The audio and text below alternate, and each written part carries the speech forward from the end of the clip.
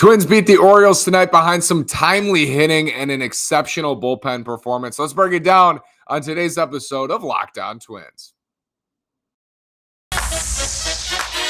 You are Locked On Twins, your daily Minnesota Twins podcast, part of the Locked On Podcast Network, your team every day.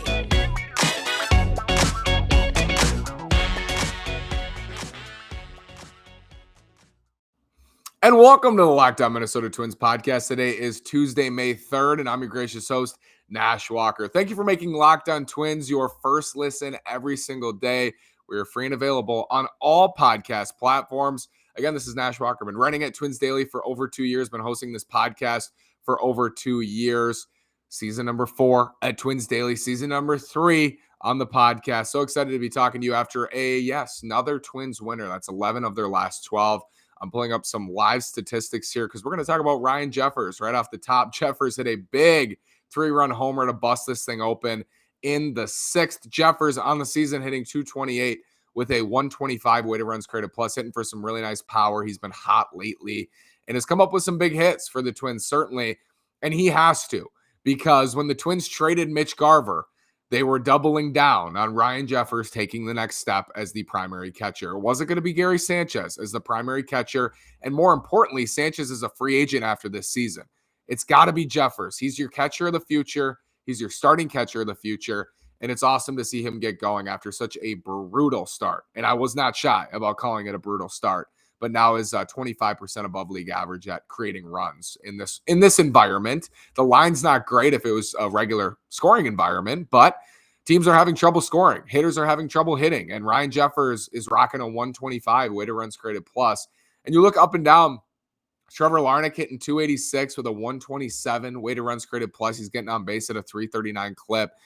And Gilberto Celestino, Brandon mentioned this tonight on the postcast, hitting 269 with a 367 on base, 121 weighted runs created plus. So early, just a handful of plate appearances for a lot of these guys. Jeffers has more, of course. He's caught a whole lot. But these guys are stepping up in the bottom half of this lineup. The role players are stepping up, and that's what makes a good team. If the Twins are going to be good this year, it can't just be Buxton and Correa. I think it starts and ends with them. But in the middle, you need guys like Jeffers. You need performances like he did tonight to hit a big 3-run homer to take control of a game that, frankly, in the middle innings, I didn't think the Twins were going to win.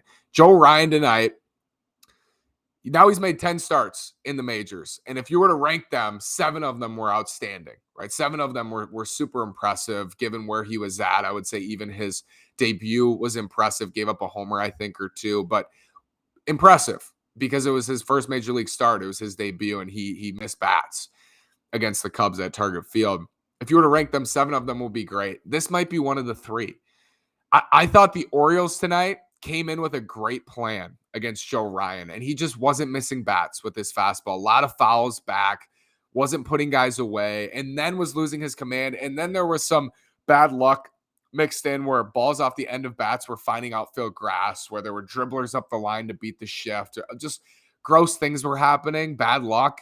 And that happens. I mean, that's going to happen. The Twins haven't had a lot of bad luck so far this year, but that happened tonight for Joe Ryan. He can't get through 5, but limited the damage. The Twins defense, Ryan made a great play on the mound. Probably should have let it go through for a double play, but the Twins defense made a couple plays to limit the damage. The Orioles and bad teams like to beat themselves, and the Twins got a very fortunate call there. A very fortunate call. I believe that was in the 5th inning as well. They called the runner out at second. I think the runner was safe. So that's the luck we're talking about. The Twins have had a lot of it this year. I'm not going to be shy about that either. They've had a lot of luck in this 15-9 start, but they're 15-9, and that's the 6th time they have done that in team history. Started 15-9 through 24 games. I believe it's tied for the 3rd best start. I think one of the teams started 19-5. Very good. We can't remember the year on that, but this is the 6th time they've started 15-9, and the rest of the 5 were all winning teams, and 3 of them won the division. They've had some really nice seasons. The 2019 team started 15-9. The 2019 team also started 40-18. So they went 25-9 after their 15-9 start. I don't foresee that for the Twins, but the schedule is light, and a 15-9 start. If you just told me they started 15-9, I'd say great on opening day. So it's nice. Nice start, 15-9. But if you told me when they were 4-8 that they were going to be 15-9, I would have said, there's no way. And they've won 11 of their last 12. They're 11-1 in their last 12. It's awesome. And like I said last night, they're winning in a multitude of ways. More than one guy, more than one performance, more than one hit. When X doesn't show up, Y shows up. It's just, they're putting it together in a really nice way. And I spoke on that last night as well. And the bullpen tonight was locked down. Jeffers helped them a ton, but Thielbar comes in the fifth in a tough spot, first and second. There were 2 outs. He gets the matchup against Odor, the lefty, but strikes him out on, I think, 3 pitches or 4 pitches, just mowed him down. And then Thielbar goes for another inning and then comes back out to get Mullins, just super clean, 1 2/3. Thielbar bouncing back after that 12 ERA to start in his first handful of outings. Awesome job from him. Tyler Duffy was great. Stashak locks it down in the 9th. The bullpen, I think, was the story tonight. It was Ryan Jeffers in the bullpen because I don't think Joe Ryan was bad.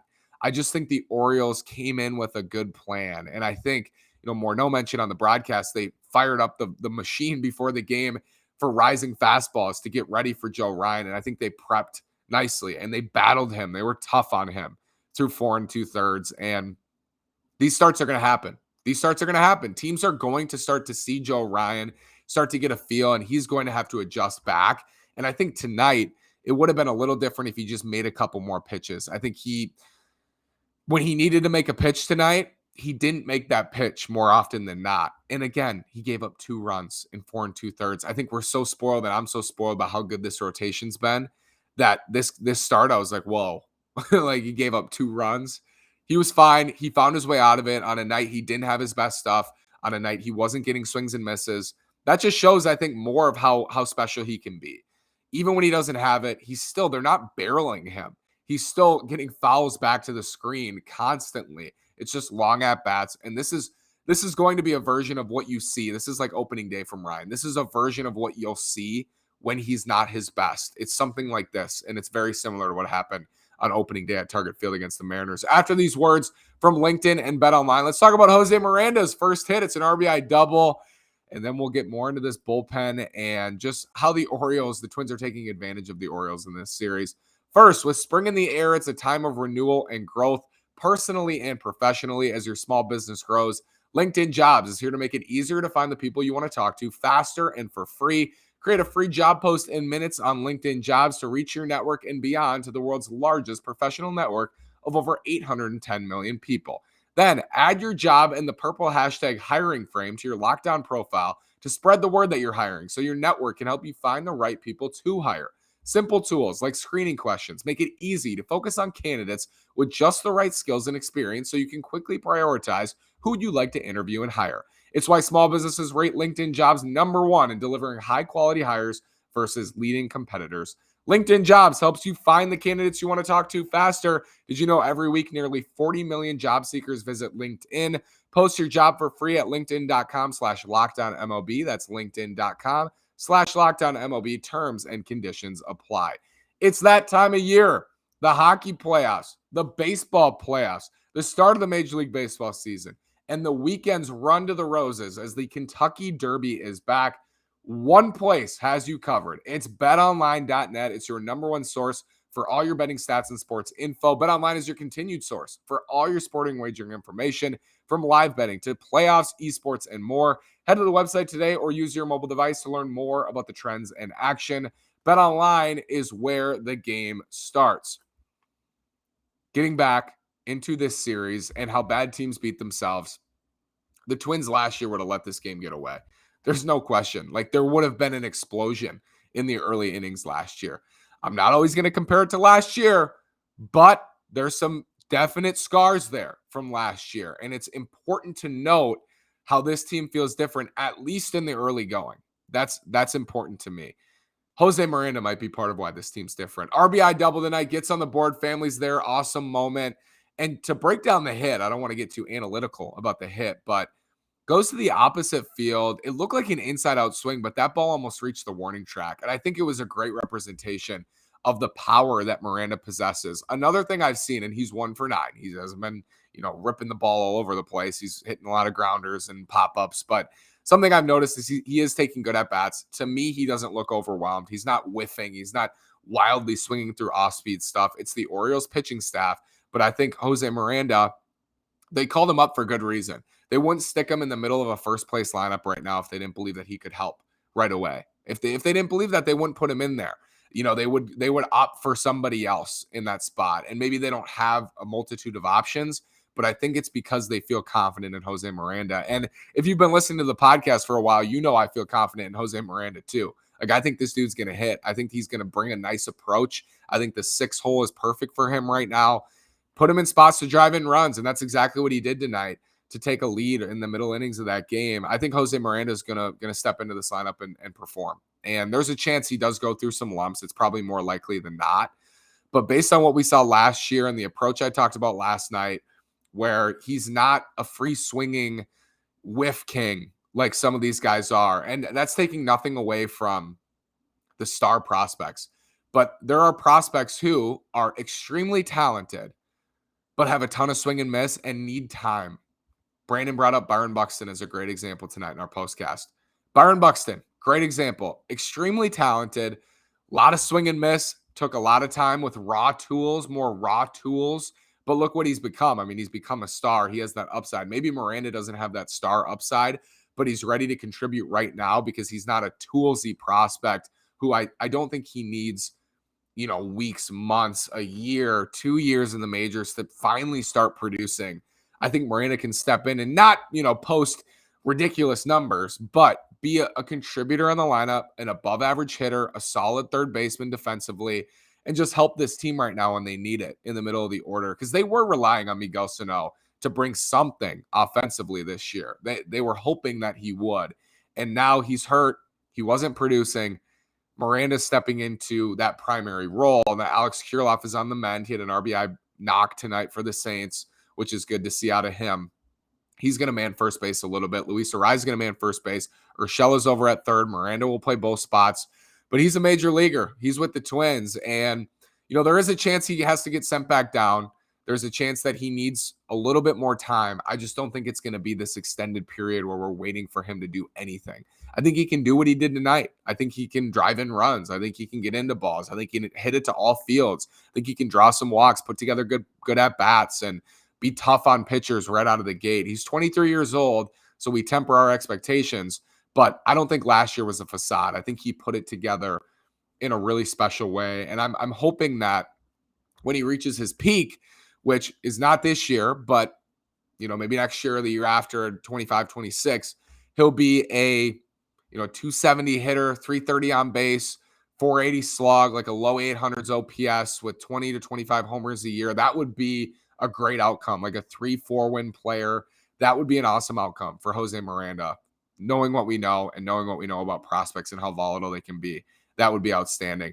Let's talk more about this bullpen, how awesome they've been, and if it's sustainable after this word from Rock Auto. With the ever-increasing numbers of makes and models, it's now impossible for your local chain auto parts store to stock all the parts you need. Why endure often pointless or seemingly intimidating questioning and wait while the person behind the counter orders the parts on their computer, choosing the only brand their warehouse happens to carry? You have computers with access to rockauto.com at home and in your pocket. Save time and money when using Rock Auto. Why choose to spend 30%, 50%, even 100% more for the same parts from a chain store or car dealership?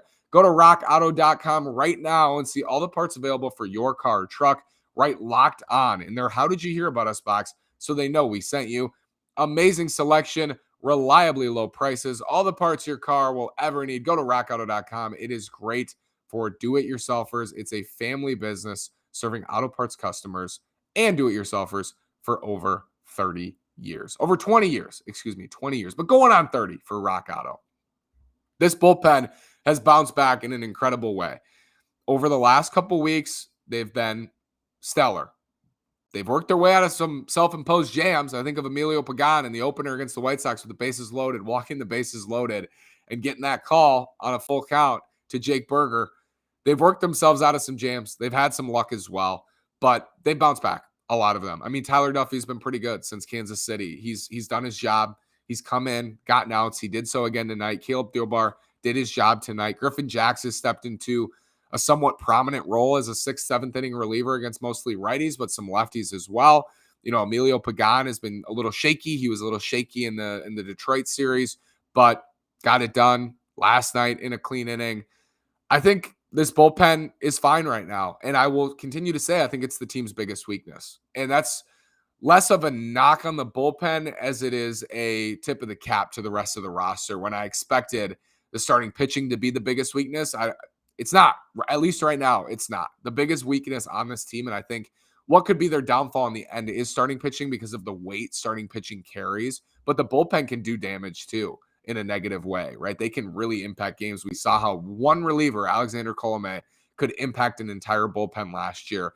That's not to say Duffy was good. He wasn't good in the first half of last year, especially in those, first month and a half worth of games. He wasn't good. They are an arm short. I'll say it until it looks like it's filled. And maybe it's filled by Griffin Jackson. I need to see a lot more. But without Jorge Alcala, I think they're an arm short. And more importantly to me, they're an arm with upside short. They're like a big right-handed arm short. If you could pluck a high leverage right-handed reliever and just drop him into this bullpen like a Kendall Graveman of the White Sox, I think this bullpen would be complete. Someone like that. Do I think they can get to the deadline with this current construction if it's healthy or relatively healthy with some of the arms in the minors with Yennier Cano and Giovanni Miranda is up now? Haven't even talked about him. We'll talk about him when we see him for the first time this year. Do I think they can get to the trade deadline and have a viable bullpen? Yes, I think at times it's going to be shaky in this construction. At times every bullpen is going to be shaky, even the best ones in the league. But at the trade deadline, if this is still in and no one's really emerged and they've been solid and the team's still around contention in the playoff format, they will need another reliever at the deadline, I think, unless Alcala comes back and he's healthy. So that's with the caveat that nobody comes back and nobody with upside shows up. Griffin Jackson would be great. A Griffin Jackson emergence would be great. I think there's real swing and miss upside in his arm as well. So the jury's out on whether it's going to end up being a good bullpen. The jury's out on this whole team right now. But I do think that the biggest point of concern is in the back end. Love Yohan Duran. I think he's incredible. But if Yohan Duran missed a week or two, I would worry. I would worry about this bullpen. And that's not a spot you want to be in. It's because they're an arm short. I think they're an arm short and a right-handed high leverage arm short that Alcala, I was expecting Alcala to fill, but now he's hurt. But they're doing their job. I mean, they're doing a really great job, and the Twins are just rolling. 11 out of their last 12. If they win tomorrow, that's another series win. That would be 4 in a row after starting 4-8. They swept the White Sox. They swept the Tigers. They took 2 out of 3 from Tampa. If they win tomorrow, it will be at least 3 out of 4 from the Orioles with another game in hand on Thursday. So let's see how they keep rolling. Twins keep winning, and I am so excited to jump on every night after Twins wins. Thank you for making Locked On Twins your first listen every day. Now make your second listen Locked On MLB. Paul Francis Sullivan, please call him Sully, brings you his unique perspective on the major leagues past and present. It's free and available wherever you get your podcasts. If you like this podcast, please leave a comment. Let me know. It inspires me. I do it for you. I'm here. I love you guys. Thank you for listening. If you like it, leave a like, comment, subscribe. Tell your friends if you like this Twins podcast. I'm here every day. You know that. I'll be here all year. Thank you so much for listening. Have a great day and go Twins.